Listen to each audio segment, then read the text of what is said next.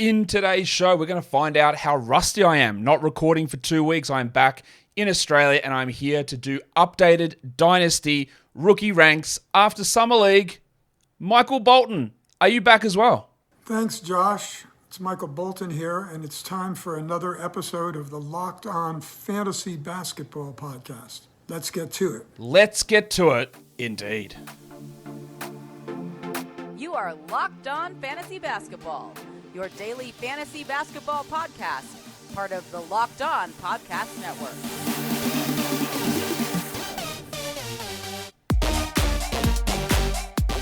Hello and welcome to the Locked On Fantasy Basketball Podcast, brought to you by Basketball Monster. My name is Josh Lloyd, and I am the lead fantasy analyst at basketballmonster.com, and you can find me on Twitter, as always, at redrock_bball, on TikTok at redrock_bball, and on Instagram at Locked On Fantasy Basketball. Today's episode is brought to you by PrizePicks.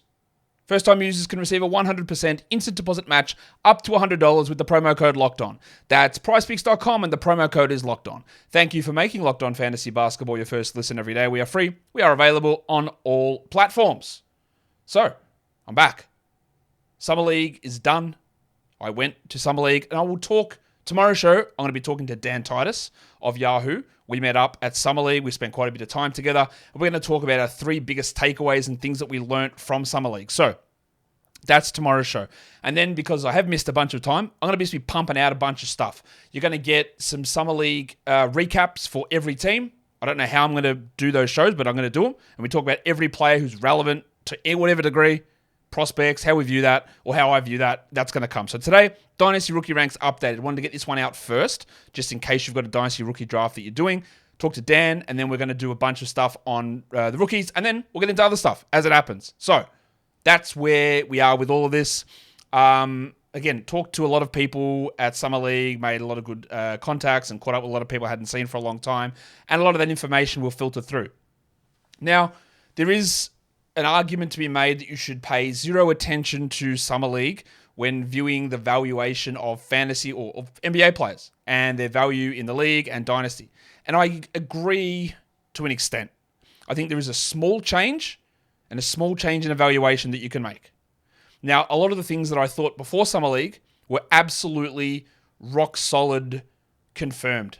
Having Amen Thompson, having Asar Thompson ahead of Brandon Miller, yep, absolutely love that take. Love it. Nothing about that was proved wrong, I don't think. Having Scoot Henderson at 2, bang, love it. A few things, though, that I looked at and went, oh, I don't know about that. So I made some adjustments to my board and I made a couple of adjustments to the Dynasty ranking formulas, and you'll see some guys move up and move down. Again, remember when we talk about tiers, if a player's in the same tier, you could easily make the argument to me this guy should be higher or lower. You can make whatever argument you want about how you position your own players, but in terms of tiers, they're relatively similar to me. And then you take those things. Now, in terms of Dynasty tiers, I'm looking at not their production year 1. I'm trying to look at a 4 to 5 year period. That's generally the rule that I'm looking at in terms of how I'm ranking these players. Age is an important factor as well. So not only is it a 5-year production thing, but someone who's 23 already, is having less value than someone is 19 if they're the same player. That's just simply how my formula is going to approach these, as well as the value that I put on the players, as well as the fantasy value that they have shown, as well as the draft capital that NBA teams have invested in that player. I hope that's not too much of a stretch. We're going to be doing category leagues and points leagues. There's not gigantic differences, but we are going to do that. I hope this all makes sense. Wani? Let's get it on, Gilly. Oh, my voice is cracking, man. Didn't drink enough on the plane on the way over. All right, let's talk tier 1. There is absolutely, and there shouldn't be, zero change with tier 1 for category leagues and for points leagues. It's the same bloke. It's Victor Wembanyama again. Yes, his first game, the offense was a little bit shaky. The defense was unbelievable. And in game 2, he turned the offense on. He's going to start from day 1. He should be the 3rd pick overall in a Dynasty startup league. He's the number 1 pick in a rookie draft. Where he goes in redraft leagues, I don't know yet. I don't know what the ADP is going to be. I don't know what I'm going to rank him. They are going to be really cautious with minutes. Well, not with minutes, but to a degree with minutes. But games played as well. So that's probably going to scare me off taking him in round 2. But I think he's going to put up unbelievable numbers. Look, conservatively, I haven't projected a single thing yet. But let's say conservative 16, 8, 3, 16, 8, 2, 2 assists. 0.8 steals. Conservative is 2.2 blocks, I think. Maybe 46% shooting. I worry about that. 77 from the line. That's all great numbers. But that's real conservative. But I haven't projected it. Anyway, what am I talking about? Wembanyama's 1.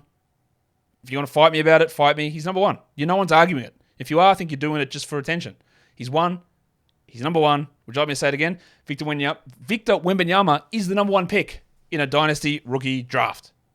I think. Don't need to argue it. Nothing's changed here. That number in parentheses, we always used to call it brackets when I was young. But anyway, parentheses is where they were ranked in my Dynasty rookie ranks pre-Summer League. And you'll see there's not a lot of change for a lot of these guys. I had old mate Sterling, this is for category league, Sterling Henderson at number 2. Jesus God, Sterling. So Scooter at number 2. Well, I don't know, didn't realize I'd turned into a New Zealander. I had Amen Thompson at number 3. I think he's talking to you. And I had Asar Thompson at number 4. I think he's talking to you. And I've got the same. Scoot at 2, Amen at 3, Asar at 4. I'll talk more about Amen and Asar and Scoot in their Summer League performances in the coming days.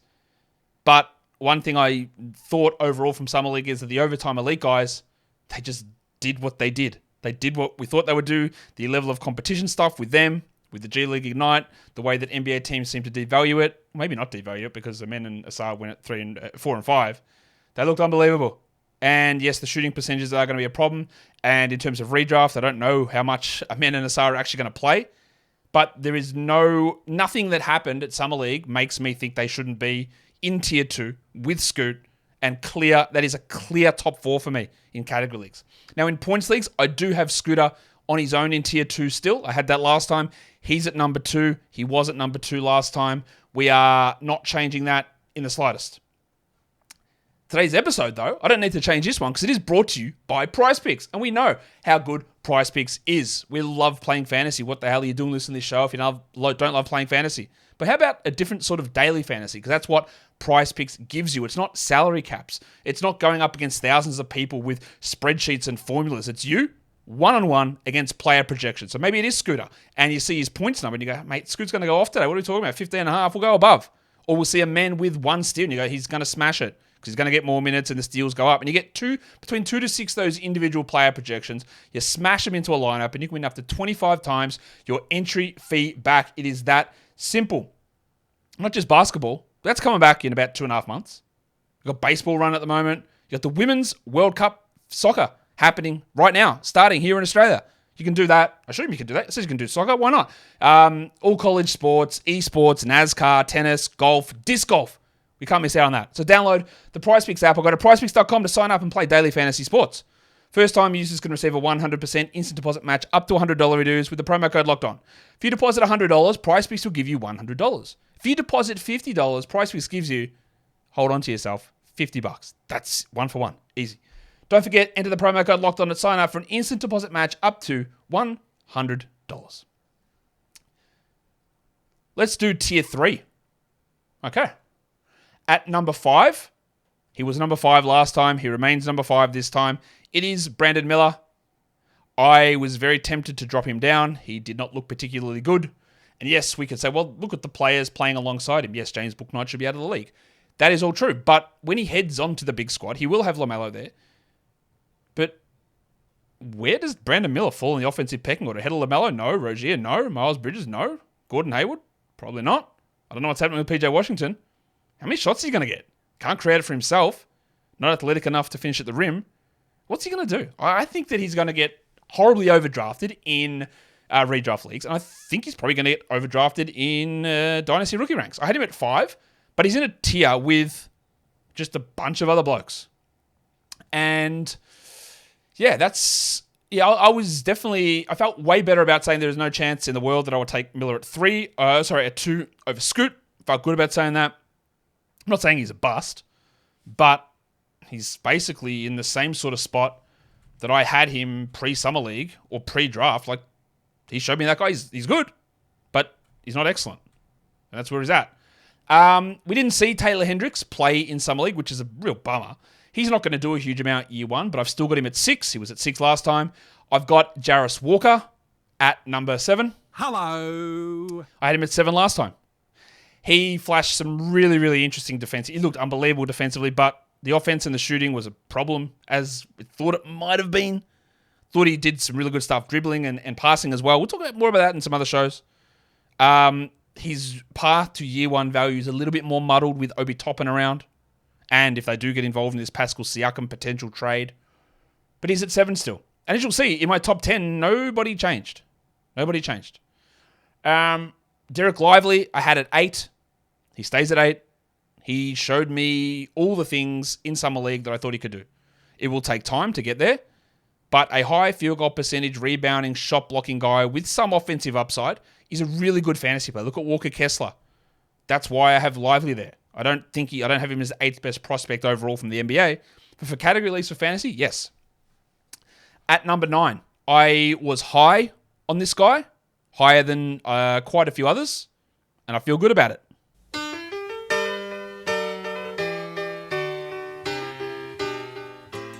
Number 9 was Kaysan Wallace, who now apparently goes by Kaysen again. So I don't know, but I want to keep him as Kaysan so I can play that song.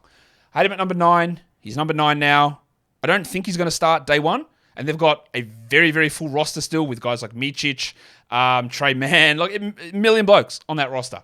But Wallace, I think, fits perfectly with Shea, with Giddey, with the Bronco, and with Chet. He won't start over Dort, but he will very soon. He's a really good player, and I could easily see him becoming number 5 on this list. I know he's in Tier 3, he's at 9, and Brandon Miller's at 5. No question to me, he could be the best player in Tier 3. And then at number 10 is Bilal Coulibaly, who was really missing on offense at the start of Summer League, but showed really good defensive stuff and improved as it went on. I had him at 10 last time. I am keeping him at 10 this time. I just think that there wasn't enough there for me to bring him up or to necessarily bring him down. I'm happy with where he ended up here on this list. I did bring him up in my overall ranks. I had him at like 19 pre-Summer League. I did move him up to 16, but it didn't really do a lot to change his tier number for Dynasty and category leagues. Now in points leagues, we're still on tier 3 here because Scoot was in a tier of his own, in tier number 2, and it's the same 2 blokes. At number 3, Amen Thompson. At number 4, Asar Thompson. We'll give him a Mr. Thompson. Again, why not?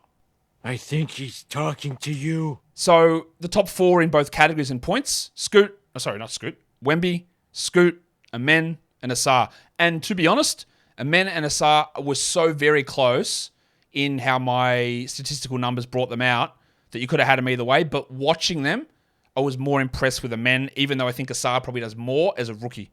But I think Amen overall does have the higher upside. So I do have him at 3 and Asar at 4 in both formats. Let's look at tier 4. And tier 4 for category leagues is really small. We've only got 2 players in it. One of those is Anthony Black. Mr. Black. I had him at 11 last time. I've got him at 11 again. I know everyone loved his first game, and I will always harp on this. That is a really important factor for everybody playing fantasy, consuming NBA media. His first game, he looked really good. He put up some really strong numbers, and everyone talked about it. Man, look how ready he is. He's awesome. But then I think he shot 26% from 3 over the course of the Summer League. His second game was quite bad. And overall, the production and the numbers from Black tied into what I expected. I didn't have him as a top 10 player in my real NBA draft big board. I think I had him at like 14 or 15 or something like that. I moved him up 1 or 2 spots, but his fantasy game translated not that well from Arkansas. And I'd say that his production in Summer League was basically mirroring that. Despite that first game, he shot 70% from the field. Everything went downhill after that. And that's not a surprise to me. So I've got him still at 11. Now, at number 12, I have Cam Whitmore. Whitmore was the Summer League MVP. By no means was he the best player at Summer League. His numbers were really boosted by an 8-steal game that he had there. But his numbers at Villanova, he did have really good steals at Villanova. And he did improve as players dropped off that Summer League team for Houston as it went forward. And he's had some good scoring numbers. No one denies that he's athletic and can get to the rim. No one denies that he's got the scoring ability. But the inability to pass, it improved, but it still wasn't great. And there are just a few things that are a little bit off still with his game. So while he was good, and he definitely shouldn't have fallen to 20 in the real draft, having him at 12 in the Dynasty rookie ranks, which is where I've got him, his Summer League didn't change. I don't think it really changed anything for me to have him in this area. Like, he's not far off being able to jump a little bit higher, but yeah, he is. I don't know. He's a fairly interesting player at that spot. Now, for a points league, we'll start tier 4 at number 5 because we've got the other 4 players in the first 3 tiers. Number 5 is Brandon Miller. He was at 5 last time. Number 6 is Jarris Walker. He was at 6 last time. 7 is Hendricks. He was 7 last time. 8 is Bilal Kalabali, who was 8 last time as well. So the top 8 remains unchanged. There was a little bit of a change here. Derek Lively moved from 10 up to number 9. Now, he's not quite as valuable in a points league as he is a category league, but I think he showed enough that in a year's time, I don't think he's going to play much this year for Dallas, by the way. I think in a year's time, he'll probably be starting and maybe be a 25 a minute a night guy. I don't know, but his competition of Kleber, Powell, and Holmes isn't particularly or it's not inspiring at all. So I think Lively will play a pretty sizable role as early as next season. So he's up at number 9. And then tier 4 for points leagues extends to a couple other players. I do have Kaysan Wallace at number 10. So he moved up from 11. And the guy that dropped down to me was Anthony Black. He moved down from number 9 to number 11. Was it because of his play? Not particularly, not really. Like, he was still pretty good, I thought. But it was just me making some adjustments on my board overall, moving some other guys around, someone like Kalabali. Just a few little things changed there in terms of the evaluation and the formula that I was using to tweak things that moved Black down from number 9 in a points league to number 11 in a Dynasty rookie rank. So that's really the major change that's happened so far. Now, in tier 5 is where we get some other pretty significant changes. And this is probably the one that you're going, well, why isn't this guy here? Well, here he is now. Tier 5 for category leagues at number 13, I do have the speaker, Keynote George, who was at 16 last time and moves up to 13. I had someone tweet at me the other day, hey man, have you redone your Dynasty rookie ranks and moved Keontae into the top 5? No. I mean, I hadn't done my Dynasty rookie ranks, but no, I'm also not moving him up into the top 5 based on Summer League. Now, I was quite down on Keontae George heading into the draft. I said it, and many times, and I said, there's always this high volume, low efficiency guy whose game I'm skeptical of in college, and then it doesn't work out in the NBA. Shout out to John Davis. Shout out to James Bouknight. And I thought there's a real chance that George is that guy. I think I'm wrong.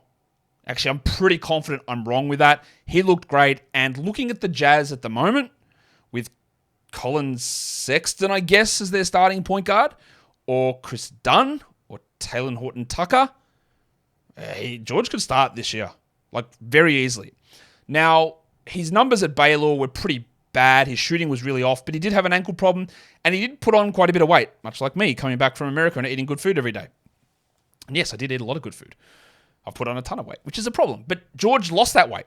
And for the Summer League, he looked awesome. He scored really well. He passed well. But one thing to always remember is who are you playing with? Who are they playing with in Summer League? Now, George looked excellent, but Bryce Sensabaugh didn't play. Taylor Hendricks didn't play.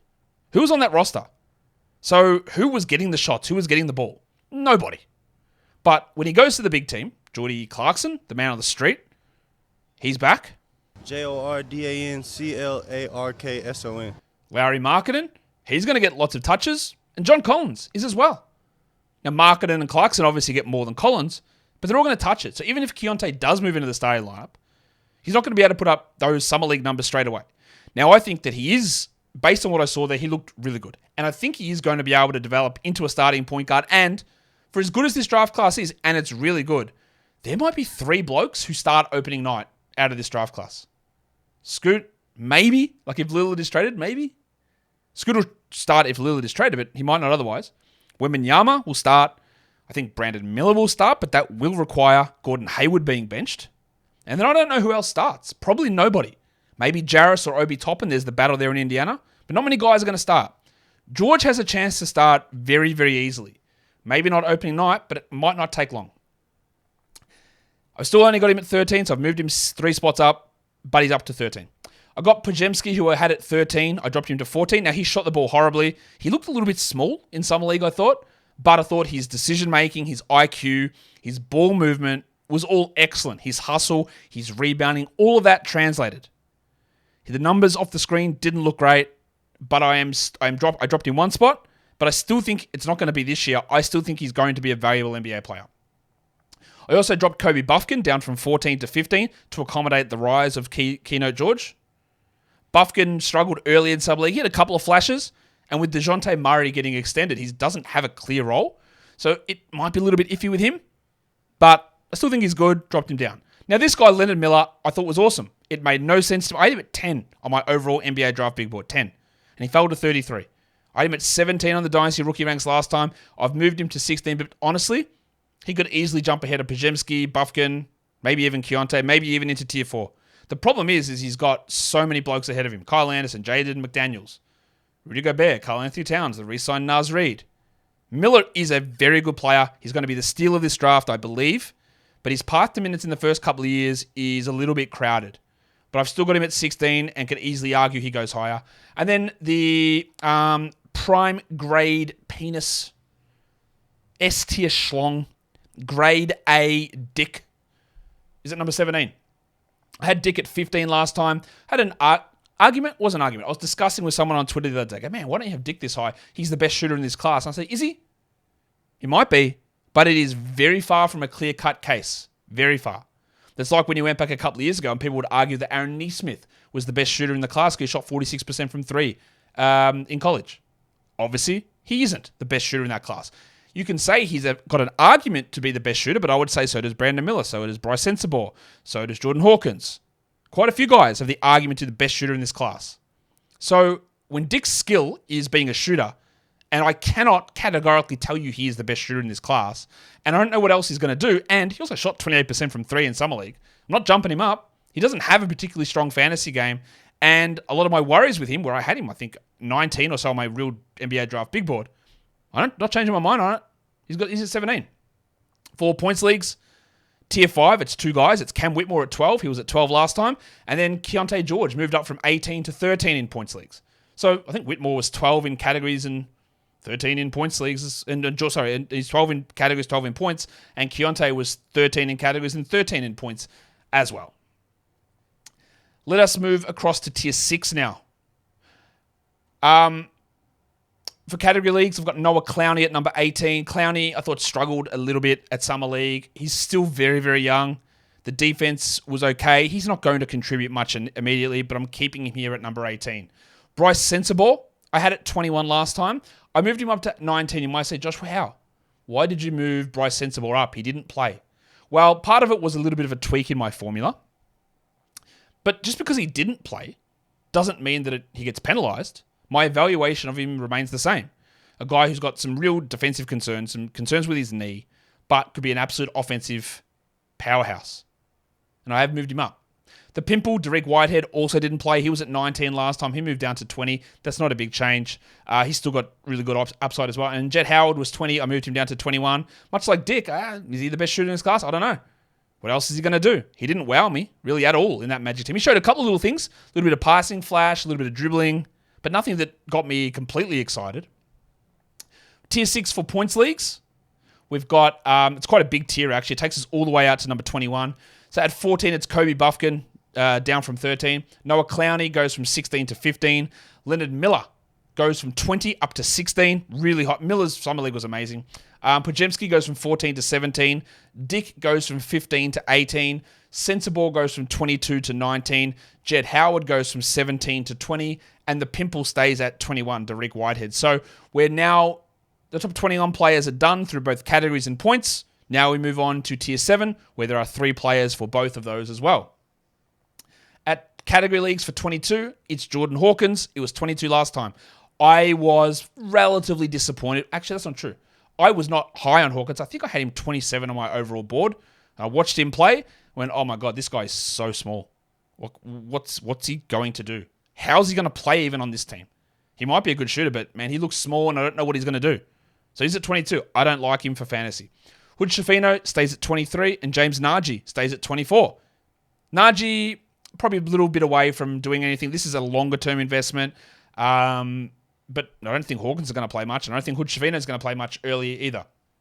And it's the same 3 guys in tier 7 for points, but it's Hood Schifino at 22, Nagy at 23, Hawkins at 24. Hawkins' value comes from shooting threes, and that doesn't translate particularly well into a points league format. Nagy has got some value in a points league because of his rebound ability. He can be a really good rebounder, but he is, of course, on Charlotte. I don't even know if he's going to have a contract there or he's going to play there this season, and he's going to be the backup to Mark Williams. But when we move forward, there is still ability for those sort of guys in 2 to 3 years to find themselves a different team and become starters.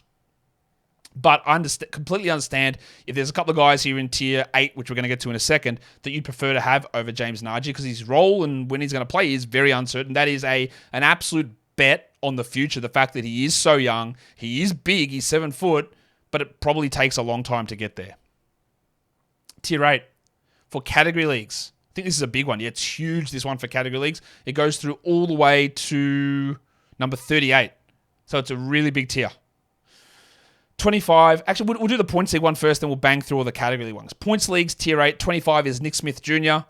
Got some good size. He's very tallness. Height, that's the word, not tallness. Got some good height. He's very skinny. His passing looks okay. I think he can be a capable backup combo guard player that might start in certain situations. But he definitely didn't look like a top 5 player that he was projected to be prior to the college season. He was at 25 last time as well. I had GG Jackson at 29. I moved him to 26. He's on a 2-way for the Grizz. He's not going to play a huge amount, I wouldn't think, early on, but he's so young. I think he works his way into a full contract next year. And I was impressed. Now, the lack of assists and passing is a problem, but he showed offensive touch, and I'm going to take a gamble on that at this point. 27 is Olivier Maxence Prosper, who was at 28 last time, moved into 27. He showed some flashes for sure. A lot of people are overrating him a little bit, I think, from his summer league. Remember, he is older. He's going to turn 22 soon. I think he's at least 21 already. He'll have some minutes in Dallas, but he's not going to be immediately in their rotation. Losing Reggie Bullock helps. But he's not going to play 26 minutes a night. He's going to play limited minutes with Seth Curry, Tim Hardaway. He's just not going to... And Josh Green. He's not going to be playing 30 a night. And then at 28, I've got Jaime Jaquez Jr. Please, we are not calling him JJJ. I've seen a few people try to do it. He is not JJJ. If you tweet me a question or write a comment in YouTube about JJJ, I'm going to ignore every piece of context that you give me, and I'm going to assume you're talking about Jaren Jackson. Okay? That's going to happen. Jaquez got hurt. He played early in the summer league and then got hurt, didn't play. I actually didn't see him play live at Vegas. He's old. He didn't shoot well in 4 years at UCLA. Oh, he's a Heat lifer. No, he's a Heat culture guy.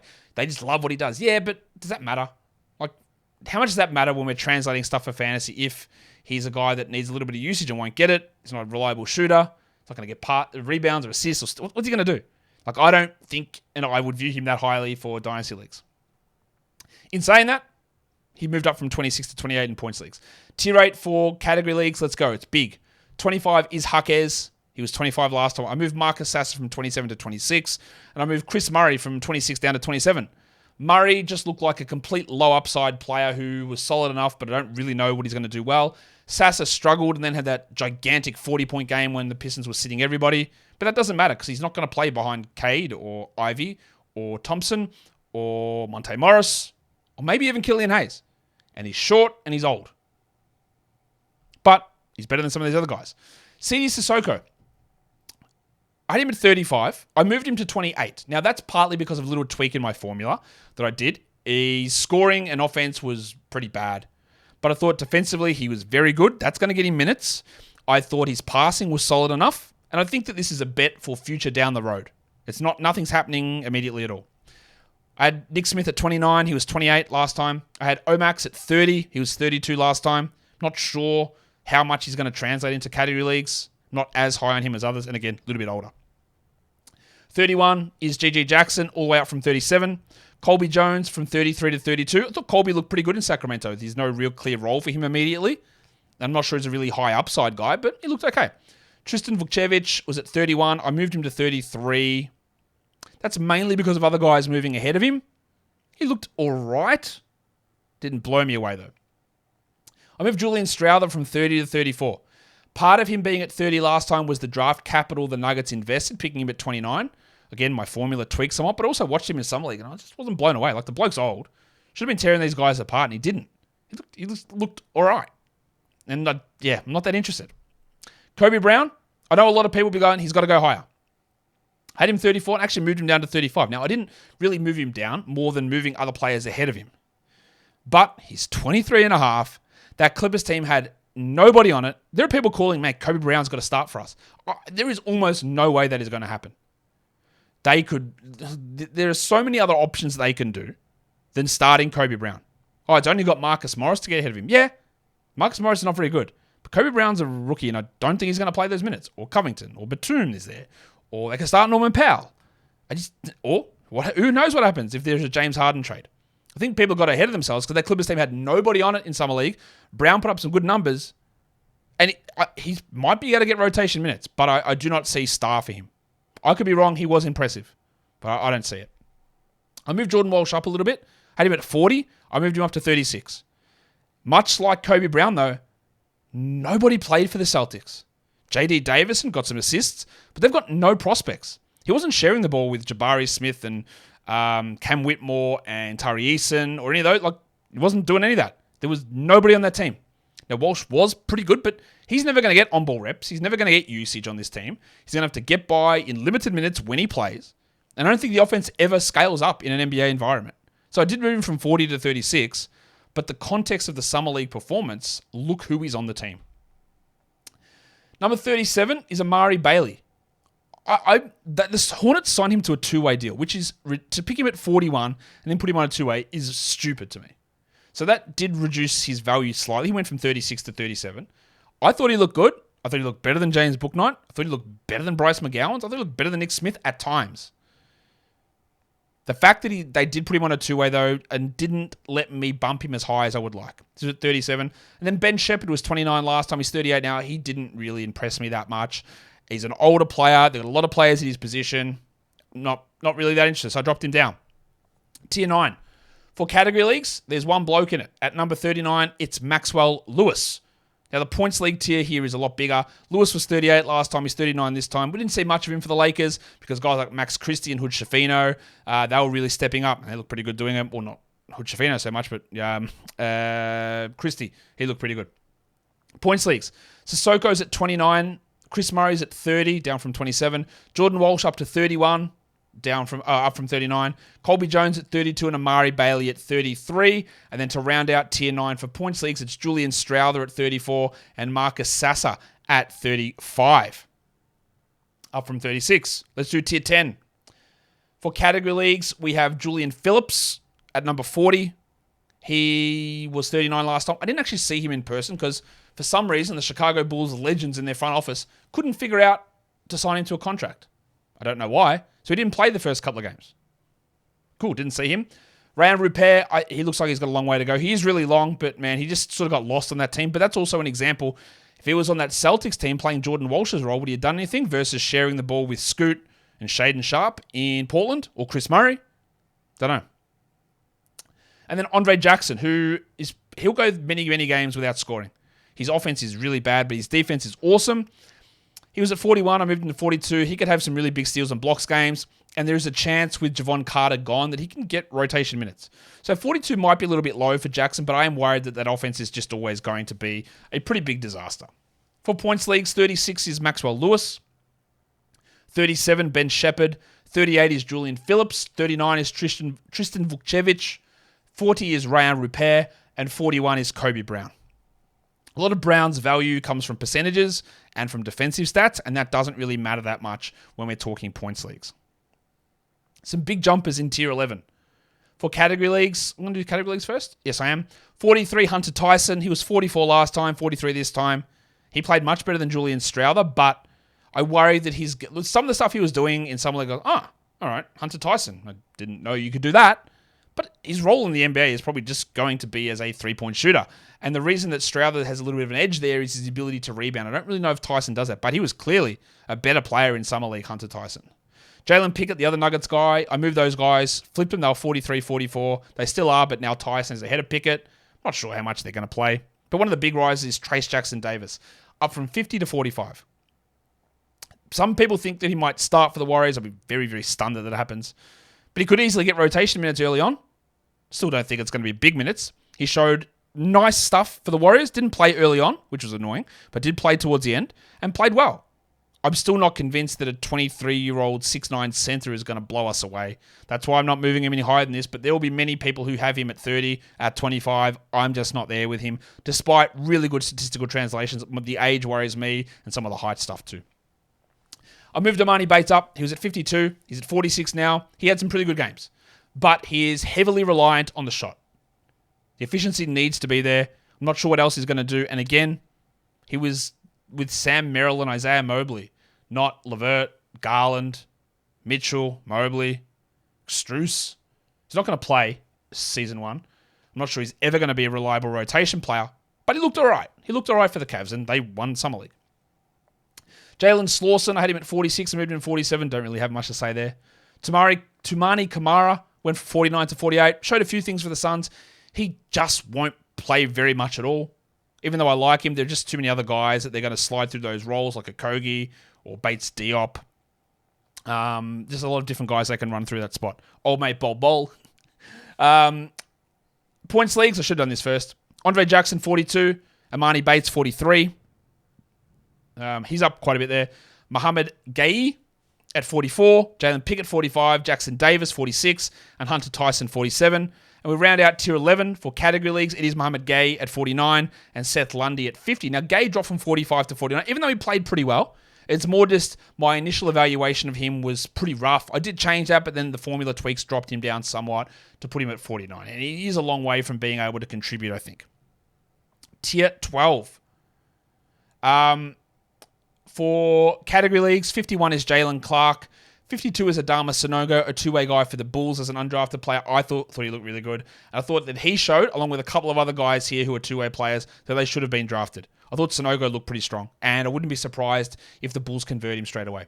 53 was Colin Castleton, who moved up from 63 to 53. Two-way guy from the Lakers at times, and by at times I mean most of the time, he was the best or second best player in that Lakers team behind Christie. Could he be better than Jackson Hayes this season? Yes. He's not going to play a huge amount, but I think he was really good in college, and the numbers translated, and he looked awesome in Summer League. So I've moved him up quite a bit. To Quavion Smith, I moved from 51 to 54, so down. Two-way guy for the Sixers. He didn't impress me hugely. He was okay, but didn't impress me hugely. Jalen Wilson from the Nets, he scored really well. But he ended up at 55 just because I moved a few other guys around. Just not sure that he's going to be able to do it on a real team in the NBA. Summer League was sort of suited to him, and this is part of the problem we had with him at Kansas, is that he was this high usage guy scoring, but it doesn't make sense to do that on an NBA team. And while Summer League team is cool, that's sort of a step up, that wasn't a team that had prospects everywhere. So Wilson was good, but I don't think it translates. Then at 56, it's Jajan Gortman, who there was rumored he was signed to a two-way, but I don't think that's been confirmed yet. But he was at 54, moved into 56. I thought he showed enough, another overtime elite guy, showed enough to say, yeah, look, overtime elite, we can sort of trust what they're doing. I don't know if the NBA is going to believe that, but I believe it. For points leagues, at 48 is Tumani Kamara, 49 is Jalen Slauson, 50 is Seth Lundy, 51 Jalen Smith, 52 Jalen Wilson, 51, 52 Quavion Smith, and 53 is Adama Sanogo, up from 56. Tier 13, so how far are we going with this? We've got a little bit to go. 57 is Demoy Hodge, who was at 64 last time, Lakers two-way guy. Should have been drafted. The Lakers always do well in the undrafted market, and they did it again with Castleton and Hodge. I thought he looked awesome. Really, I think he's a guy that can be an NBA rotation player at some point. At 59, it's Mike Miles. 58 is Mike Miles, up from 59. Mavericks two-way guy. He's not going to play too much, but he showed a few little flashes there to me. Mojave King moves from 56 to 59. He's not going to be in the NBA this season. I could afford to drop him down further. 60 is Craig Porter Jr., just adding another Porter Jr. Every Porter Jr. is a Porter Jr. Sorry, try again. Every Porter is a Porter Jr. Otto, Michael, Kevin, and now Craig. Or as you Americans would like to call him, Craig. I thought he looked good for the Cavs. Don't know how much he's going to play, but he's moved. He wasn't even ranked last time for me, moved him up to 60. Isaiah Wong's at 61, down from 57. Keontae Johnson from 58 to 62, and Chris Livingston from 60 down to 63. For points leagues, I've got Colin Castleton at 54. I've got Jalen Clark at 55, Mojave King at 56, Chris Livingston 57, and Mike Miles 58. If you go through to tier 14, category leagues, I've got Marquise Noel, 64, Raptors two-way. He showed he can score, but he's so tiny. But I got him at 64, as well as Tabalis at 65 for the Sixers. Jalen Martin at 66 for the Knicks. Thought, again, another overtime elite guy that showed enough. Jordan Miller at 67, Ricky Council IV at 68, and Malcolm Kazalon at 69. Giggity. two-way guy for the Pistons. Showed something better than what they had last year with Roden and Boeheim, but showed something. So he gets onto the list. For points leagues in tier 14, it's Gortman at 59, Keontae Johnson at 60, Ricky Council 61, Isaiah Wong 62, Tabala 63, Craig Porter 64, Jordan Miller 65, Jalen Martin 66, and then finally we go to tier 15 for category leagues. Amari Moore at 70, Tariq Biberovic, who I don't think is going to play for the Grizzlies this season, but he looked okay at times in Summer League. He's at 71. Sir Jabari Rice, two-way guy for the Spurs at 72. Oscar Tshiebwe at 73. Monster rebounder, but I'm not sure what else he can do. He's for the Pacers as a two-way guy. 74, I've still got Vincent Valerio Bodon. He's not going to play this season. He played a little bit for the Celtics Summer League team, but that's just a deeper stash. And then 75 is Charles Bediako from Arkansas or Alabama. I've just lost it in my mind. Big man who showed something to me there. And then for points league, 67 is Demoy Hodge. 68, Tariq Biberovic. 69 is Amari Moore. 70 is Marquise Noel. And 71 is Malcolm Kazalon. And that will do it for me today. I'm back. Not too rusty. Hope you guys enjoyed it. If you did, give me a gang gang. Yes. Follow this podcast, Apple Podcasts, Google Podcasts, Stitcher, Spotify, and on the Odyssey app. And if you are here on YouTube, thumb it up and leave those comments down below. Guys, we are done here. Thank you so much for listening, everyone. See ya.